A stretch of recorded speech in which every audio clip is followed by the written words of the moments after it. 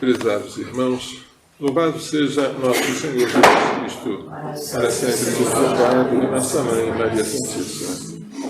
Hoje, domingo da ressurreição do Senhor, a primeira leitura tirada dos Atos dos Apóstolos traz o discurso de São Pedro na casa de Cornélio. Cornélio não era judeu, mas era temente a Deus, ou seja, simpatizante do judaísmo. Os judeus não podiam entrar na casa de um não-judeu, isso seria uma impureza. Mas tanto Pedro como Cornélio tiveram visões falando sobre esta visita de Pedro até a casa de Cornélio, que iria trazer a salvação a ele e a sua família. Chegando então àquela casa, Pedro faz um anúncio. O anúncio que ele faz do Evangelho começa com o batismo de João. Fala de Jesus que andou por toda parte fazendo bem, curando os que estavam dominados pelo demônio, porque Deus estava com ele. E nós, diz São Pedro, somos testemunhas de tudo que Jesus fez na terra dos judeus e em Jerusalém. Eles os mataram, pregando-o numa cruz. Agora vem a importância da ressurreição. Mas Deus o ressuscitou no terceiro dia, concedendo-lhe manifestar-se não a todo o povo. A ressurreição não foi um fato público, mas a nós, as testemunhas que Deus havia escolhido. Nós que comemos e bebemos com Jesus, depois que ressuscitou dos mortos. Por que a ressurreição não foi um fato público? Porque não se deve dar aos cães o que é santo, nem lançar pérolas aos porcos. A ressurreição e os seus efeitos são dados àqueles que creem. Quem não quer crer, não crerá mesmo que haja os maiores sinais. Exemplo disso são os sumos sacerdotes, que recebendo dos guardas o anúncio da ressurreição, em vez de se renderem aos fatos, subornaram os guardas para que mentissem, dizendo que o corpo de Jesus fora roubado enquanto eles, guardas, dormiam. A ressurreição teve testemunhas, mas não foi um fato visível por toda a cidade de Jerusalém, por todo o povo de Israel. Não, foram testemunhas escolhidas. Jesus nos mandou pregar ao povo e testemunhar que Deus o constituiu juiz dos vivos e dos mortos. Ele vem, portanto, julgar os que estiverem vivos por ocasião de sua vinda e os que tiverem morrido, que vão ressuscitar para receber o julgamento. Ora, se haverá um julgamento, tem que haver preparação para ele, conversão, pedido de perdão pelos pecados. Todos os profetas dão testemunho dele. Todo aquele que crê em Jesus recebe em seu nome o perdão dos pecados. Isto é uma catequese sumária, mas suficiente para os que querem entender o cristianismo e abraçá-lo pelo batismo. Naquele dia, Cornélio e toda a sua casa foram batizados. E o batismo da família de Cornélio é um marco. É o marco oficial da abertura da igreja para os não-judeus. O Salmo 117, que nós lemos em seguida, é um salmo de alegria, porque a pedra que os pedreiros rejeitaram, que é Jesus, tornou-se a pedra angular, a pedra de sustento, de amarração de toda a construção, que é a igreja. Tudo isso Deus fez maravilhosamente. O salmista diz: não morrerei, mas viverei para cantar as grandes obras do Senhor. O que pode ser interpretado em relação a Cristo, que não se deixou vencer pela morte, mas ressuscitou para cantar glórias ao Pai. A segunda leitura é uma catequese de São Paulo na carta aos Colossenses sobre as consequências da ressurreição de Cristo. Vós ressuscitastes com Cristo. Ponto final. Quando? Quando fostes batizados. Logo, esforçai-vos por alcançar as coisas do alto, corações ao alto, onde Cristo está sentado à direita de Deus. Aspirai às coisas do céu, não as da terra. Por quê? Porque vós morrestes. Ponto final. Quando foi que nós morremos? No nosso batismo. O batismo foi ao mesmo tempo morte e ressurreição. São Paulo não se cansa de insistir nisso. Se nós morremos, onde está a nossa vida? Nossa vida está escondida com Cristo em Deus. Tudo de maravilhoso já aconteceu em nós, mas é invisível. Nenhum de nós vê a graça santificante, nem o perdão dos pecados, nem o título de herdeiro do céu, nem a qualidade de filho de Deus. Tudo isso é invisível. Vai se tornar manifesto quando o Senhor vier na glória. Quando Cristo, vossa vida, aparecer em seu triunfo, então vós aparecereis também com ele revestidos de glória. Mas por enquanto nós não estamos na glória, mas na graça. Não estamos na visão, mas na fé. Por isso, crendo, devemos viver pela fé, aspirando às coisas do alto que não se veem, mas são eternas. E renunciando às coisas terrestres, porque nós já não somos mais deste mundo. Todo batizado não pertence a este mundo. E se quer voltar a este mundo, é um traidor do seu batismo.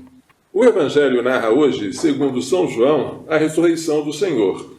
São João fala de uma única mulher, Maria Madalena. Os outros evangelistas falam de outras mulheres, além dela. Ela chega ao sepulcro ainda bem escuro, exemplo para nós, acordar a aurora. É a hora que mais agrada a Deus para se fazer uma oração. Mas verificou, que pena não, que maravilha, a pedra do sepulcro tinha sido retirada e Jesus não estava lá. Que pena não, que maravilha, mas ela ficou triste, porque queria ver um cadáver. E ao contrário, Jesus estava ressuscitado.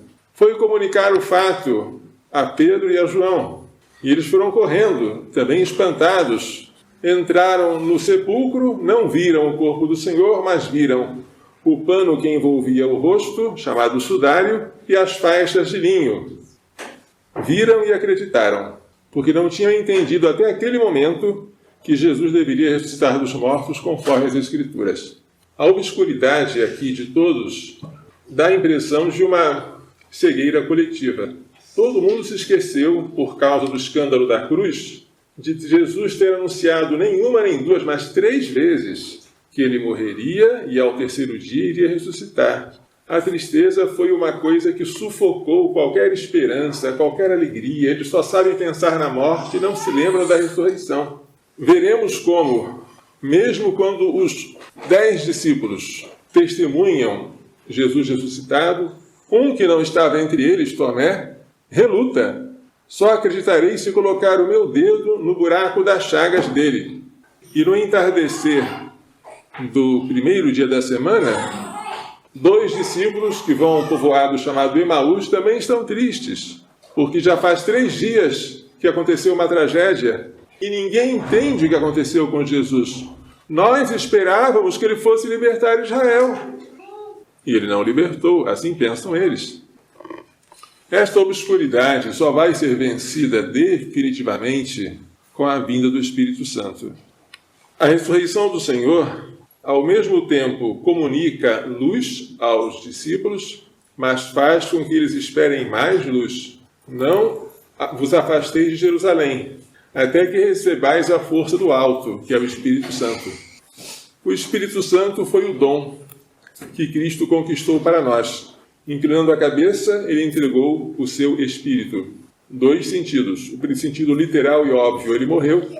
Segundo sentido, ele entregou a nós o Espírito Santo, como dom da sua paixão. Esse Espírito Santo virá de maneira manifesta, ruidosa, 50 dias depois da ressurreição. Mas ele vem de maneira menos ruidosa, mas nem por isso menos eficaz, em cada sacramento da Igreja, dos quais o primeiro é o batismo. O batismo é o mais importante de todos. Por isso a Igreja manda, não apenas aconselha, que as crianças sejam batizadas nas primeiras semanas de nascida, o que se deve entender antes do primeiro mês, porque a única garantia que nós temos de que alguém adquiriu a vida da graça e depois da morte gozou da visão beatífica é o batismo sacramental. Quando falta este batismo, podemos supor que Deus usou de outros meios para a criança ser salva. Podemos dizer até que essa suposição é razoável, mas é sempre uma suposição. A certeza e a garantia está no batismo, com a água e com o Espírito Santo. É esse batismo que nós vamos administrar agora para o pequeno Gabriel. Ele que já nasceu uma vez vai renascer. Vai renascer da água e do Espírito. Vai receber em si a filiação divina. Vai poder chamar a Deus de Pai. Vai ter o céu como herança. Vai ter Jesus Cristo como irmão mais velho. Um dia ele poderá ver a Deus face a face. O pecado original não habitará mais nele. É uma transformação maravilhosa. Ele vai receber na sua alma uma marca, um caráter, um selo que não se destrói, o caráter de filhos de Deus. Por isso é motivo de grande alegria a ressurreição do Senhor e aplicada ao pequeno Gabriel o seu renascimento. Gabriel será um renato, um renascido. Como isso é muito importante, a Igreja não desperdiça a graça. Ela só batiza quando há fundada esperança de que os pais ou os padrinhos vão educar a criança na fé católica. Se não houver esta segurança, diz o direito canônico, deve-se adiar o batismo explicando aos pais o motivo.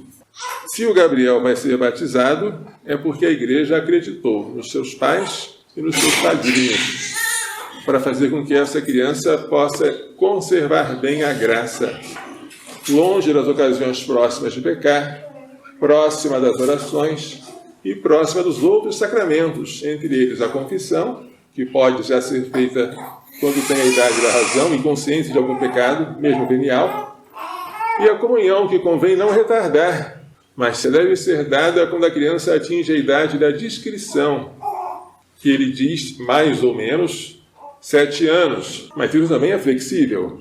A ideia é você fazer com que Jesus entre no coração do menino antes que o pecado mortal venha entrar nele. E não é preciso, para receber esta comunhão da inocência, que a criança saiba muita coisa. Basta o essencial para a idade dela. Sobretudo, distinguir o pão eucarístico do pão comum. Depois, diz São Pio X, a criança poderá aprender mais. Mas este alimento da inocência é fundamental para a santidade, sobretudo nos dias de hoje, em que não se respeitam nem a inocência das crianças, nem a pureza dos jovens, nem a santidade das famílias. Portanto, agradecendo a Deus pelo dom do seu Filho que morreu e ressuscitou por nós, vamos também agradecer a Deus pelo dom que Ele nos fará agora do batismo de seu filho adotivo, Gabriel, que vai fazer parte da comunidade dos santos, a Igreja. Que Maria Santíssima e seu castíssimo esposo São José nos façam entender e pôr em prática as lições desta liturgia. Louvado seja nosso Senhor Jesus Cristo. Nossa Mãe Maria Santíssima.